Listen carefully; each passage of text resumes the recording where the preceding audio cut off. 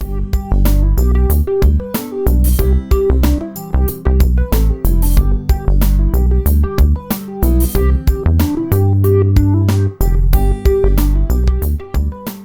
everyone to Nab Nation. I'm Brendan and welcome to my channel. So today I'm going to be ranking the games that I've played throughout the year of 2025. A quick disclaimer though, this is a top 10 video, so this is not me saying that any of the games at the bottom of the list are rubbish or worse than others. It's just far from it. I've just had to sit and go through and pick the top 10 games of the year. Not saying I didn't enjoy them, I just enjoyed more than others. Yeah, if you have checked them out on my channel, make sure to give us a like, and if not, go check them out now. Maybe not now, but after this video. Beginning at number 10 is The Legend of Zelda: Echoes of Wisdom. Again, I cannot stress this enough, being at the bottom of the list does not mean I didn't enjoy it. I loved this game, I just enjoyed the others more on the list. This game stood out to me after falling in love with Zelda in the era of the Wild, and that being my first Zelda game and a lot of focus on her character. When it was announced that Zelda was going to be getting her own game, I had to buy it. Creating Echoes was such a fun and creative idea, and I loved all the characters and the chibi style too. It was really, really cute. The story was really intriguing too. I didn't do many of the side quests, I will admit, but I didn't need to enjoy the game. And I believe that the final boss was one of the first times I used Facecam actually in a Let's Play. So that was a really nice, exciting experience. At number 9 we have Animal Crossing New Horizons Happy Home Paradise. I started this DLC after playing through the main game in 2024. Being a creative person and getting to create a different style of house and room, etc. was really satisfying. I loved it, and the small team you become a part of is super cute, and the characters are amazing as well. And the game gives you an opportunity to create your own holiday homes for your own villages as well, so that's always a plus. And without spoiling the ending, it all comes a full circle, and it's very, very wholesome. And after you play the main story in the DLC, you can continue to create more holiday homes for the visitors on the island resort. Number 8 is my first Nintendo Switch 2 exclusive game, and ironically is one of the first games released for the Switch 2. That is Mario Kart World.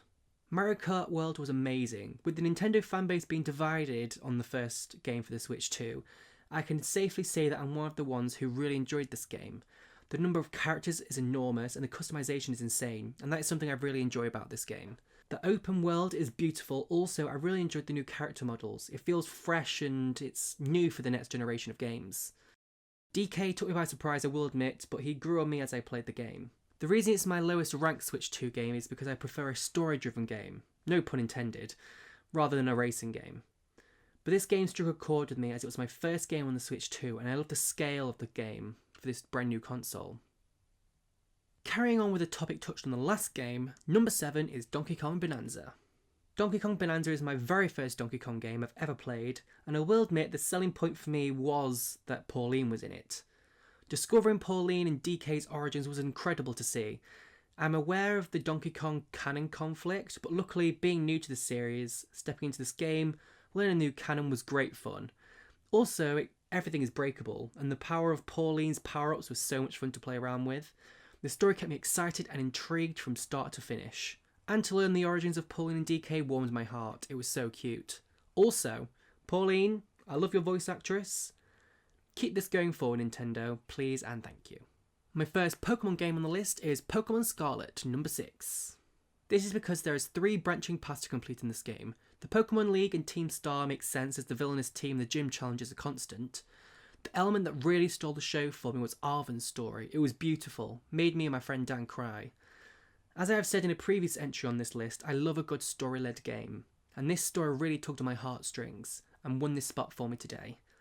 Other story elements also did this. The Team Star story was very interesting, and the end chapter was really fun too.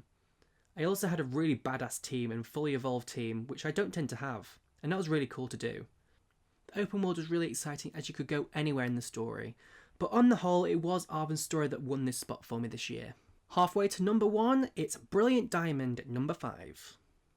This game places above Scarlet as this game is purely nostalgic, as Diamond and Pearl was my first experience of Pokemon. Having never completed a Pokemon game title until I started doing YouTube, it was terrifying and a mind-blowing feat to actually beat arguably the strongest champion in all the Pokemon games, my favourite champion, Cynthia.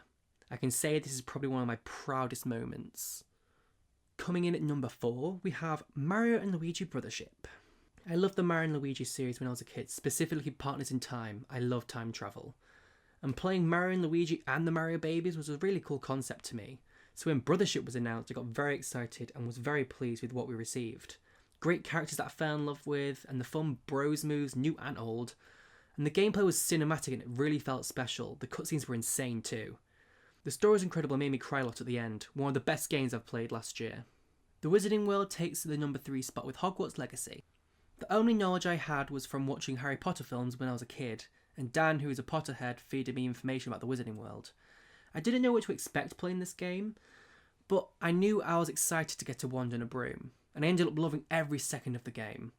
The storylines were incredible, the world is so in depth, and I didn't even get to explore all of it in the Let's Play. But all the characters and locations were great to play around in, and I'm very much looking forward to the possibility of Hogwarts Legacy 2, and the new Harry Potter series for that matter. Hyrule Warriors Age of Imprisonment just misses the top spot of the year as number 2. Where to begin with this game? First, this is the final installment to my first era of the Zelda franchise. So I want to thank the Zelda team for creating this amazing game and allowing me to fall in love with this beautiful world and the lore of the rest of the series. I adore this Zelda and everything about the Wild and Tears eras.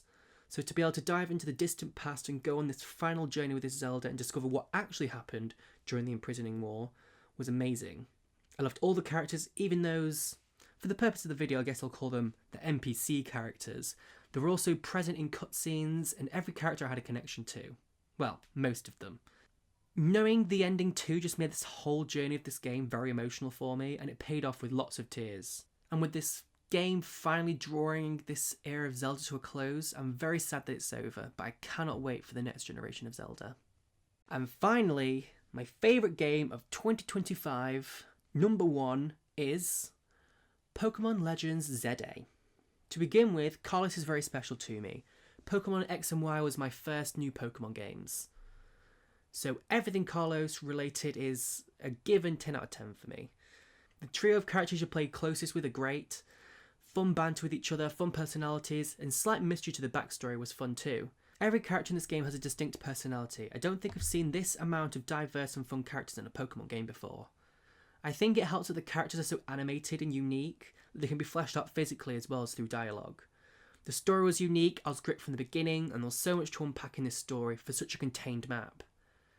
It built on the lore that was established for characters and Kalos. I couldn't guess how this game was going to end. The new Mega Pokemon were absolutely stunning. There wasn't any that I didn't like. Okay, maybe one. Just one. But it quickly grew on me. Jokes aside, there wasn't a single aspect of the game I didn't enjoy. The story, incredible. The real-time battles felt like I was playing in a game like the Pokemon anime. The new Megas I didn't know that were in the game too were also amazing to discover. All the characters were fun to meet, whether I was keen on them or not. Building on the lore that was in the original games and so much more. If you're a fan of Kalos like I am, this will be the ultimate Pokemon game.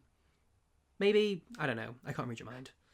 But yes, that brings us to the end of my YouTube gaming top rankings for 2025. I hope you really enjoyed this ranking. It was really fun for me to do. I've never done anything like this before. But I thought it'd be quite fun, and I had a great time looking at it as well. Going through all of my old videos, looking at all the different games I've played, and it was really difficult to just whittle them down to just 10.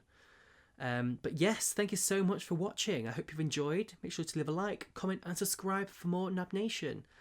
I hope to see you all throughout 2026, and we have a lot of games to play this year. But yes, I've been Brendan. I'll see you all next time. Bye.